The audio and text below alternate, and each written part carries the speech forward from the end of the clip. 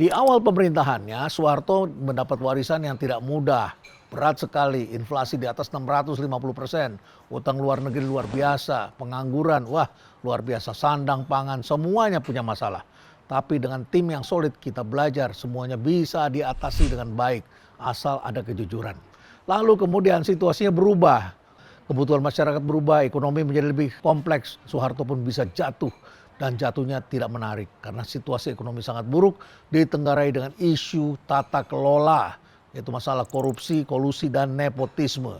Hari ini kita menyaksikan KKN itu telah sangat menakutkan, menjadi musuh kita semua di mana-mana. Dari level RT sudah ikut-ikutan, kepala desa juga sudah memperkaya diri, sampai ke tingkat kelurahan, kecamatan, sampai kepada bupati, wali kota, lihat saja itu semua pada kena tangkap.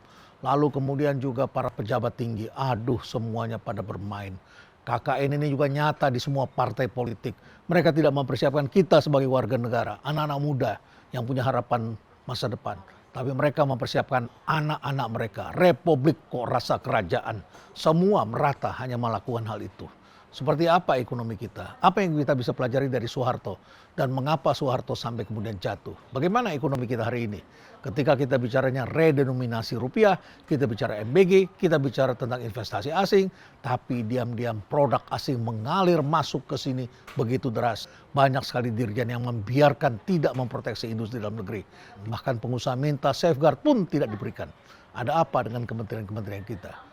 Ingat bahwa pandemi tidak berawal dari virus, tapi berawal dari adanya penyangkalan-penyangkalan dan beranggapan everything will be gonna fine. Inilah menjadi topik bahasan kita, apa yang kita bisa pelajari dari situasi ekonomi yang semakin dinamis seperti ini. Stay relevant.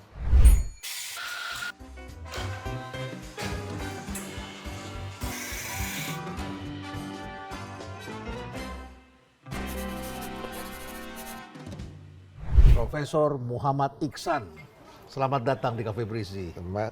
Iksan. Halo, Bang Onat. Saya panggilnya Bang Onat, teman kuliah dulu di Illinois. Teman kuliah, jadi tiba-tiba kita bertemu di Illinois, ya, nggak janjian, tapi kami sama-sama mengikuti program doktor. Ya, saya nyerempet-nyerempet sedikit lah, economics begitu. Jadi, ya. hari pertama saya sampai di Champaign dijemput oleh Bang Onat. Ya, kurang lebih seperti itu. Kita akan membahas mengenai Soehartonomics plus minusnya. Kita mulai dulu, Ican. Jadi ini namanya terkenalnya Ican ini ya. Nah, Ican, kita bicara tentang Soehartonomics. Pada saat itu, seingat saya nih, ya kalau saya ingat-ingat Soeharto itu ada 3. Trilogi pembangunan. Ya, trilogi pembangunan, growth, equality, dan stability. Militer di mana-mana stabil ya. Lalu kemudian pertumbuhan ekonomi dan pemerataan. Apa komentar lihat Soeharto pada saat memimpin ekonomi itu? Ya, kalau kita lihat Soeharto kan mulai dari proses pembangunannya itu nggak gampang. Jadi kalau orang menganggap bahwa mulainya dengan sesuatu yang stabil, enggak. Karena dari sisi politiknya sebetulnya Soeharto memulainya itu dalam keadaan weak. Jadi institusi pemerintahnya nggak kuat, kemudian inflasinya tinggi, 650-660%. Ya. Utang luar negeri kalau dilihat dari nominalnya sekarang rendah, tapi kalau dibandingkan dengan GDP tinggi sekali, one of the highest sepanjang sejarah Republik Indonesia. Berarti sudah di atas 100 atau mendekati 100? Lebih dari 100. Lebih dari 100%. Pada masa itu udah begitu. Pada masa itu dan memerlukan rescheduling utang. Itu ada kalau nggak salah namanya EPS Commission gitu, kalau salah yang menyelesaikan utang pemerintah Indonesia dengan negara Eropa Timur, kemudian ditambah dengan mungkin sedikit dari negara-negara Barat. Kita dapat haircut waktu itu. Jadi saat itu memang di era Bung Karno kita banyak dapat bantuan dari Eropa Timur ya, karena menghindari Barat. Iya. Menghindari Barat. Tapi juga Barat juga ada waktu itu. Jadi itu yang kita selesaikan, dapat haircut, saya lupa 25% atau segala macam. Dan yang lebih parah lagi, Bang Onat, waktu itu kan PKI masih di mana-mana. Ya. Pemberontakan PKI di Jawa Timur dan segala macam. Tentara pun itu nggak sepenuhnya dipegang oleh Pak Harto. Ini kan di dekat rumah di sini kan Jakarta Timur. Ya. Angkatan Udara. Oh iya, Jakarta Timur, Halim. Ya, Halim. Angkatan Udara nggak sepenuhnya dipegang Pak Harto. Kemudian Marinir pun masih ke sangat bawah, loyal sama Soekarno. sangat loyal sama Soekarno, dan itu menyulitkan proses konsolidasi. Dugaan saya Pak Harto itu kemudian bergabung dengan sipil memang. Jadi kelompok Sekber Golkar pertama itu adalah kelompok sipil yang ingin memajukan Ekonomi Indonesia. Ekonomi Indonesia. 80% kalau kita baca statistiknya, orang Indonesia pada saat itu buta huruf, dan GDP kita sama-sama dengan Bangladesh 80 sampai 90 dolar per kapita. That's what yang terjadi. Dan yang menarik, apa yang dilakukan oleh Pak Harto pada saat itu, beliau ya mempercayakan kepada teknokrat ya. Apa yang dilakukan oleh Pak Wijoyo pada saat itu adalah, pertama dia harus dapat gain kepercayaan dari masyarakat. Harus potong dulu, kan ada antrian beras ya. Oh ya, antrian beras. Makanya programnya setelah itu juga sandang pangan. Iya, PL 480 yang diupayakan, bantuan minta dari Amerika. Udah, PL 480 tuh beras Amerika tuh panjang-panjang, lone grain ya. Mahal. Kayak basmati ya, kayak basmati. Lalu supaya jumlahnya banyak, ditukar di pasar internasional, tukar dengan beras Thailand. Beras Thailand lebih murah. Jadi jumlahnya banyak sehingga kita bisa menyelesaikan. Dibawa pulang ke sini. Bawa sini, jumlahnya banyak sehingga antriannya bisa dipotong. Nah, inflasi turun dramatis. Ya. Dan kemudian itu memberikan gain kepercayaan kepada masyarakat bahwa oh bisa ini. Ini gue mesti jelasin dulu nih kepada publik, Chan. Jadi pada saat itu kita antri itu segala macam, beras antri, minyak tanah antri, minyak tanah dulu ya, minyak tanah antri. Lalu susu nggak ada, susah sekali ya, nggak ada.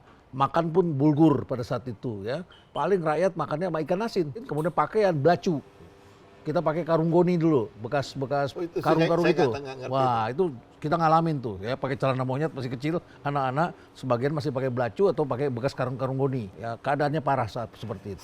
Saya kalau baca tulisannya para teknokrat itu kan, teknokrat itu kan dekat sama Ford Foundation ya. Mereka tuh jualan ayam. Siapa ini? Para teknokrat ini? Iya, jadi ada ayam di belakang rumahnya, jual ayam, either ayam potong atau telur. Telurnya jual kepada diplomat. Itu profesor seperti kita, kerjanya jual ayam, jual telur untuk mendapatkan membiayai hidupnya ya saat itu, zaman itu. Jadi memang susah pada saat itu. Dan Barat juga ngerjain kita ya, karena kita dianggapnya ngeyel kan, Bung Karno waktu ngeyel, nggak mau ikut Olimpiade, bikin Ganevo. Ya benar-benar tuh dipermalukan Barat saat itu. Oke. Terus kemudian turun semuanya, inflasi turun, antrian berkurang. Nah, itu confidence muncul. Lalu pertumbuhan ekonomi. Nah, lalu muncul namanya tiba-tiba harga minyak naik. Oke, 1970-an itu. Ya, tahun 70-an, 73 harga minyak naik. Kita masih anggota OPEC ya? I don't know whether OPEC itu udah berdiri apa enggak. Pokoknya kita dapat gain lah ya. Ya, gain, harga minyak naik. Oil boom pertama. Oil boom pertama itu kemudian dipakai oleh teknokrat untuk merecycle dua hal, Pak Bana. Untuk merehabilitasi semua itu loh, yang pertanian, irigasi, jalan dan segala macam, berusaha itu di start pertama untuk pertanian supaya produksi pertanian itu bisa tumbuh. Nah, pada awalnya itu yang dilakukan untuk supaya beras itu naik. Nah, productivity bisa naik dari 1,6 menjadi 4. Jadi orang di desa naik produktivitasnya 3 kali lipat. Nah, terus kebetulan pada saat itu baru berhasil dilakukan Green Revolution pertama. Si Norman Borlaug ya, yang menemukan bibit apa? IR itu. Kalau IR di Filipina, Manila, ya. Los Banos ya. Jadi dia kemudian ada yang jagung, gandum dan segala macam. Dan Green Revolution itu membutuhkan pupuk, membutuhkan air. Nah, investasi yang tadi dapat, kita bangunlah pabrik pupuk Pusri di Palembang. Itu karena minyak juga ya? Uang minyak. Sebagian dari uang minyak dipakai untuk di situ. Sebagian lagi dipakai untuk, ditambah yang 78, dipakai untuk membangun sekolah dasar. Impres, SD Impres. Impres, semua Impres. Nah, yang menarik, saya dengar nih, saya baru dengar. Dari para senior? Dari senior, dari Pak Yaakob sebetulnya. Pak Yaakob Utama. Oh, Pak Yaakob Utama itu almarhum Komas, dekat sama Pak Wijoyo. Pak Wijoyo ya. Jadi Pak Wijoyo datang ke Pak Harto. Dia kasih proposal, Pak, Bapak mau kita bangun sekolah, seluruh Indonesia dapat, tapi tiap 5 tahun kita harus renovasi, atau kita bangun yang bagus, tapi hanya sedikit orang yang dapat. That to be Pak Wijaya jelaskan. Ya, itu diajarinnya pilihan ya. Choice. Ada choice selalu Nah, pilihan ya. Bapak memilih yang mana? Nah, Pak Harto memilih untuk semua orang Indonesia harus merasakan dampaknya dan sekolahnya. Jadi kalau Bang Onat lihat, itu kalau kita lihat gedung SD Impression Sederhana. hampir sama dengan kandang sapi ya. But it happened. Jadi itu yang dilakukan pada saat itu tiap 5 tahun renovasi dan itu menciptakan growth. Kemudian karena yang disasarkan pada kelompok orang paling bawah yang pertanian, dan kita bisa menurunkan kemiskinan secara dramatis dari 70% ke 40% dari penduduk Indonesia pada saat itu, dan membalikkan yang tadi iliterasi yang dengan paket kejar A, B, A, C kalau nggak salah ya. Paket A, paket C. Ya, paket A, paket C, sehingga orang bisa baca tulis. Nah, orang baca tulis petani itu juga menurunkan biaya diseminasi, Bang Onat. Benar-benar down to earth strateginya. Ya. Itulah yang kemudian menghasilkan banyak sekali kemajuan dan banyak sekali ya arsitek-arsiteknya solid dulu ya. Arsitek ekonominya ada Pak Franseda juga di situ, Pak Prof Subroto. untuk yang menarik nih, saya tanya ke Pak Emil Salim. Itu rupanya sebagian dari riset, bukan, policy yang mereka ciptakan itu part dari riset yang mereka lakukan pada saat mahasiswa. S1.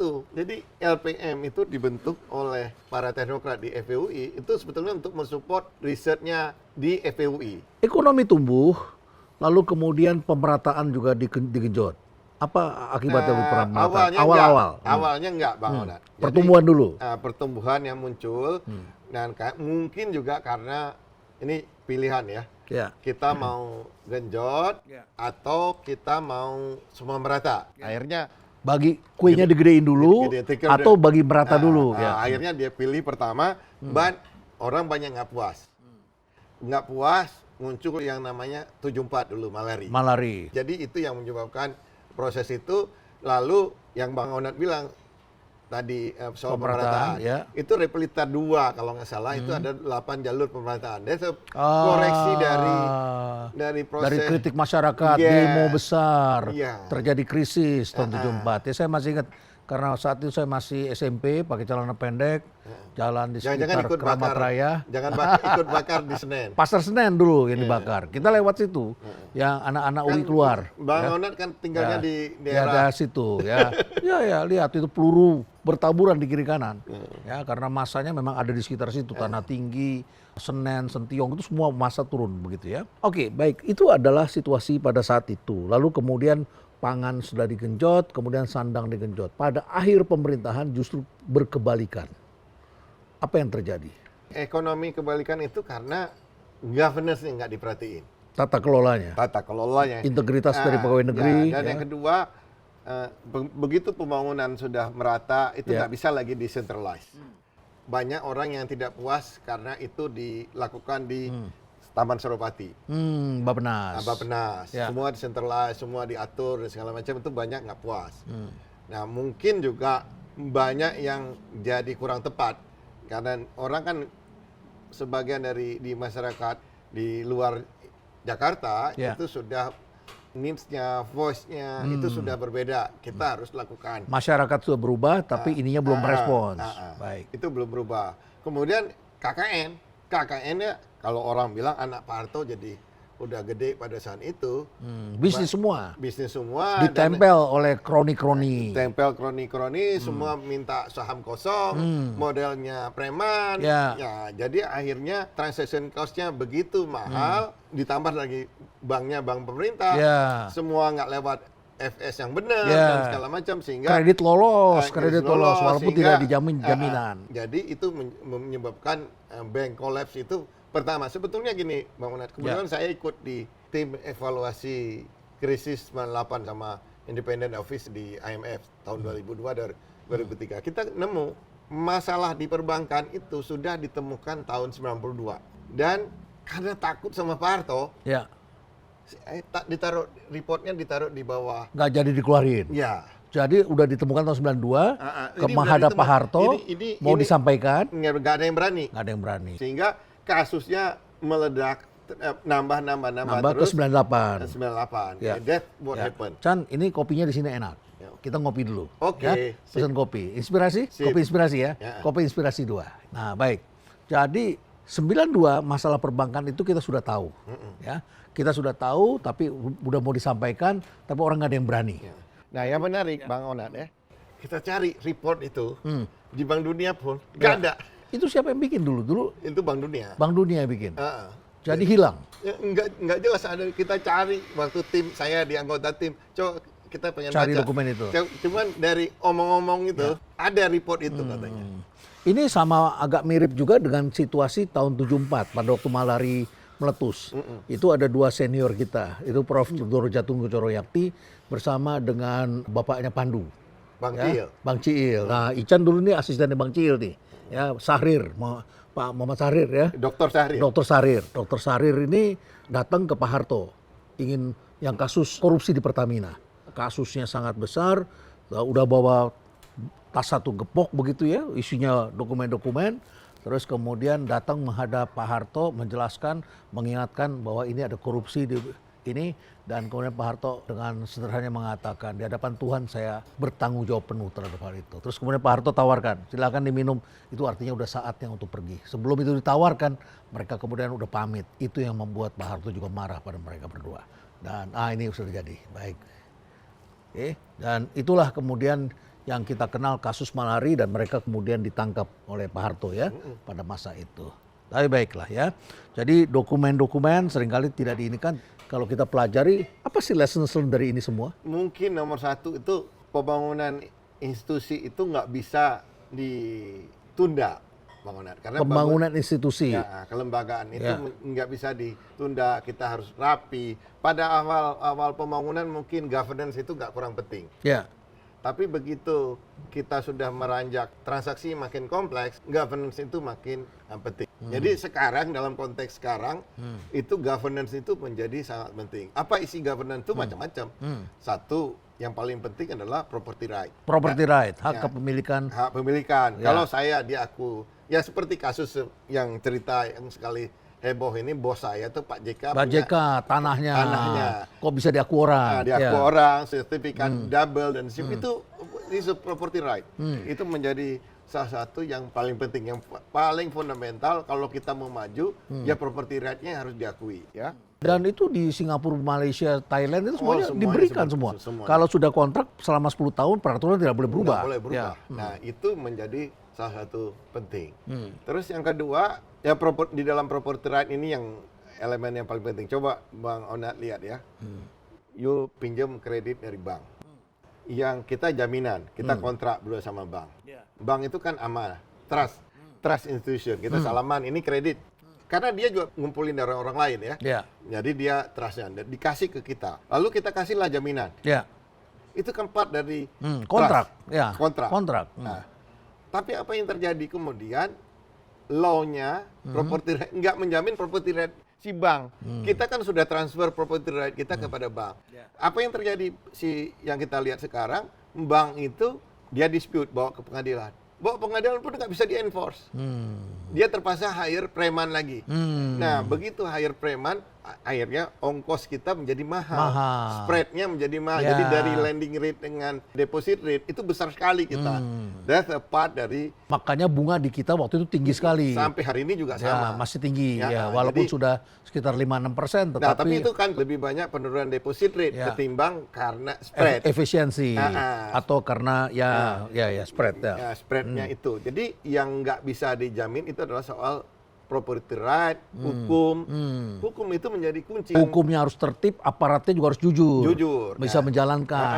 Bukan APH main kenakan sanksi, main begini, punya KPI sendiri-sendiri, dan akibatnya jadi tidak menuju ke arah job creation ya. Sampai sekarang juga begitu ya. Kalau kita lihat mau bunganya diturunin sama Bank Indonesia, nggak sensitif lagi.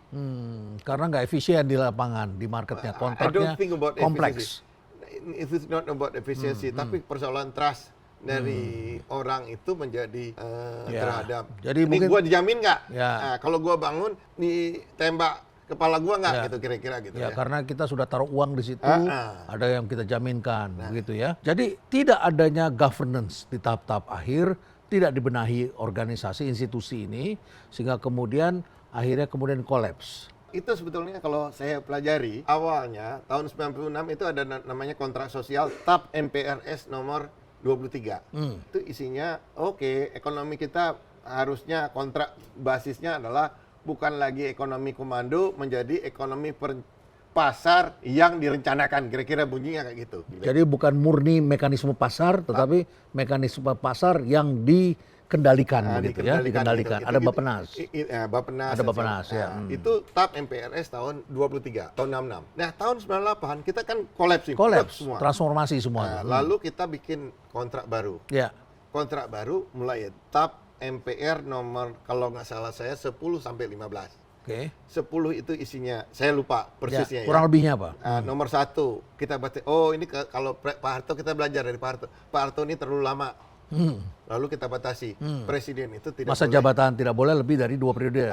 Oke. Terus kemudian kita nggak percaya sama perwakilan. Kan kalau dulu kan demokrasinya lewat perwakilan. MPR yang memilih presiden. Oh, oke, baik ya. Bukan rakyat yang Ini memilih. direct, menjadi Nah, direct. Kita rubah direct. Lalu kita tidak ingin supaya terlalu centralized. Kita bikin desentralisasi, big bang pada saat itu. Kemudian kita lihat praktek ini semua akarnya dari KKN. Kita bikin TAP MPR anti KKN. Lalu berikutnya kita, ini kita pasti dispute nanti. Kita berubah menjadi masyarakat beradab. Selesaikanlah dispute itu di suatu lembaga. Kita bikin namanya Mahkamah Konstitusi. untuk menyelesaikan itu. Lalu Pak Habibie pada saat itu percaya, saya hidupnya di Jerman. Saya lihat bank sentralnya independen. Let's do independent central bank. Kita bangun. Nah, terus kita lihat kemarin itu banyak sekali praktek anti kompetisi. Lalu kita bikin namanya KPPU. Nah, jadi that's Komisi Pengawas Persaingan Usaha. that's all social contract. Ya, social contract yang kita percaya akan mengembalikan Indonesia menjadi lebih baik dalam jangka panjang. Nah, ini menjadi kunci. Nah, tapi kemudian di dalam perjalanan itu banyak hal itu yang kelihatan dikhianati, Bang Onat. Jadi coba kita lihat, lembaga yang harusnya menjadi tempat kita menyelesaikan konflik, Ya. beberapa ketuanya masuk penjara. Ya kan? Ya, Dia ya. terima uang Ya, dan segala ya. macam. Jadi bukan lagi itu dulu saya membayangkan Mahkamah Konstitusi itu kalau ketemu hakim Mahkamah Konstitusi dari jauh kita udah takut gitu loh ya. Karena saking wibawanya orang ini. Pengkhianat tuh banyak sekali ya Iya, belakangan. jadi- Di KPU juga begitu, Iya. ya kan? Berkhianat dengan uangnya, berkhianat dengan jabatannya, meloloskan orang yang tidak pantas. Jadi- KPK juga terjadi. Ya, Ya. jadi pengkhianatan itu terhadap kontrak sosial itu di mana-mana. Sehingga KKN menjadi lebih marak lagi. KKN ulang Gila lagi. ya, sangat gila hari ini. Ya, terjadi istilahnya tuh institutional decay ya. Kerusakan institusi, dan pembusukan. menurut pemahaman saya itu makin buruk terjadi pada second terms of Pak Jokowi. Jadi second kalau terms, ya. Pak Prabowo itu sebagian dia inherited dari Mendapat warisan dari pemerintahan yang buruk di term kedua itu. Ya. Dan akhirnya politiknya berada di depan. bukan hanya politik, Bang, hukum pun berada di depan bisa Ya, dipakai bisa untuk dipakai karena politisasi, Iya. politisasi yang bermain di situ dan akhirnya terjadilah letupan-letupan itu yang kemudian bisa berakibat buruk ini ya. If you ask me apa yang kita bisa lakukan, kita harus menggerakkan lagi new social contract. Ya. Karena tuntutan anak-anak Gen Kaum Z muda, ini yang di bawah 17-8 Ya. itu conflicting in each other, Bang Onan. Jadi nggak mungkin gitu loh ya. Saya ambil contoh yang paling gampang. Government spending itu Indonesia itu di level income per kapita kita one of the lowest. Kalau Pengeluaran pemerintah. lowest itu karena pajak kita rendah. Ini pajak maksudnya bukannya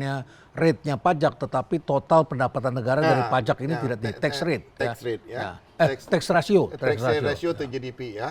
Kenapa rendah? Jadi ini kita ambil PPH. Kan PPN everybody pay. Ya. Even PPN banyak yang nggak bayar juga. PPH itu 85% penerimaan pajak itu data yang lama tapi I believe sama masih ya. 85% dari penerimaan pajak hanya disumbangkan oleh 15% pembayar pajak, Bang Onan. Jadi yang 15% yang 15% ini juga nggak bayar pajak dengan benar. Jadi orang kesimpulan tidak mau bayar pajak ya pokoknya. Nggak bayar pajak karena very low trust. Trust. Jadi ini persoalan trust. Nah, that's why I say social contract baru itu harus kita tumbuhkan lagi untuk membangkitkan trust. 98 itu sebetulnya sesudah 98 trust itu muncul. Oh, tinggi sekali saat Kepercayaan itu. terhadap KPK. Padahal kita susah sekali kan? Ya, Susah sekali ya, tahun 98. jadi kalau saya ngobrol sama teman-teman lawyer itu yang ngurus, oh dulu tuh nggak berani waktu ditangkap si psikologis ya namanya. Nah, itu pada takut main-main. Iya. Ya, jadi kemudian rusak lagi. Jadi kalau kita membangun institusi susahnya minta ampun, Ya. ngerusak itu dalam 1-2 hari aja. KPK itu pernah sangat dipercaya sekali oleh masyarakat, tidak ada yang berani.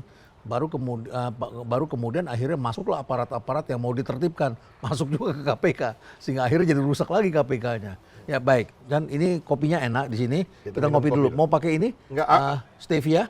Stevia ini adalah pemanis tanpa gula. Baik, ini stevia ya, salah satu yang terus kami perkenalkan ya, walaupun sudah banyak dikenal barangkali, tapi ini adalah Ini pemanis produksi mana? tanpa Rumah perubahan? Rumah perubahan tanpa Is kalori. it?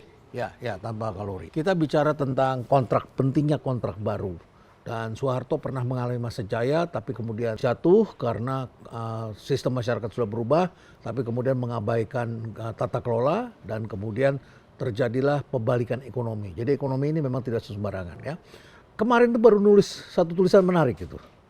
Pandemi tidak selalu berasal dari virus. Gimana itu Ican bicaranya itu? Pandemi tidak selalu berasal dari virus. Ini soal Ekonomi ini, bukan soal kesehatan masyarakat. bukan. Nanti tuduh dengan itu kan persoalan informasi ya. Gimana proses kalau dibaca dari konteks tulisan itu kan governance dari decision making. Ya, Jadi yang saya maksudin itu metafor ya. metafor. Karena kita menyangkal dulu bahwa ada masalah. Masih inget ya dulu ya, Indonesia tidak akan kena pandemi karena banyak makannya nasi kucing. Ya, segala macam ya. Menyangkal dulu bahwa kita nggak ada masalah. Ya, denying. Denying itu menjadi isu. Kenapa ini muncul seperti itu? Ini saya kasih contoh ilustrasi report tentang berapa sih sebetulnya jumlah orang yang dilayani oleh MBG. Ini kan MBG hanya satu case saja ya. Nah, hari ini 30 juta, 2 hari lagi 32 juta, nggak mungkin. Pasti ada something wrong dengan proses pelaporan informasi di dalam. Dan itu disampaikan kepada orang asing ya, pada lembaga internasional. Asing itu cuman gimmick aja ya. Ya. Tapi what we face sekarang kalau kita lihat, we are facing now.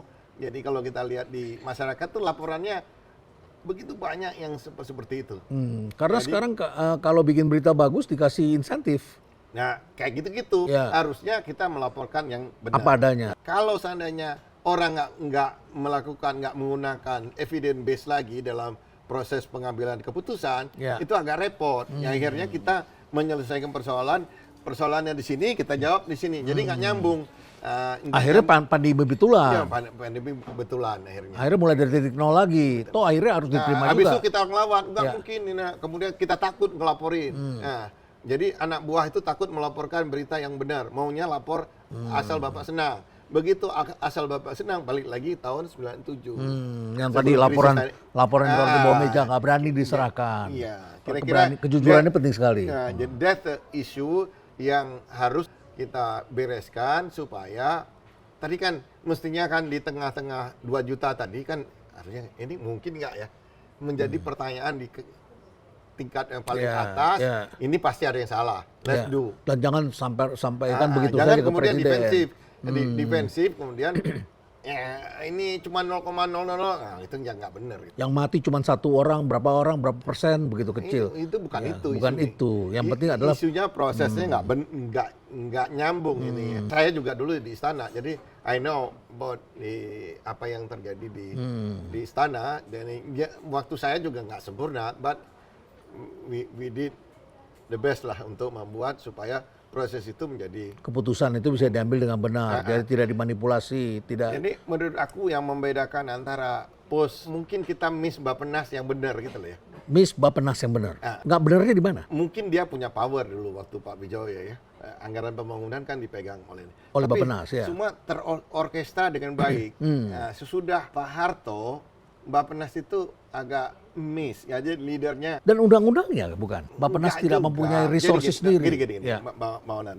Undang-undang itu kan dibangun pada saat Budiono menjadi Menteri Keuangan ya, Undang-Undang Keuangan Negara itu yang dituduh. Tapi waktu saya bukan ngebelain teman, waktu Sri Mulyani menjadi Ketua Bappenas, Bappenas itu jalan. Seperti apa jalan itu?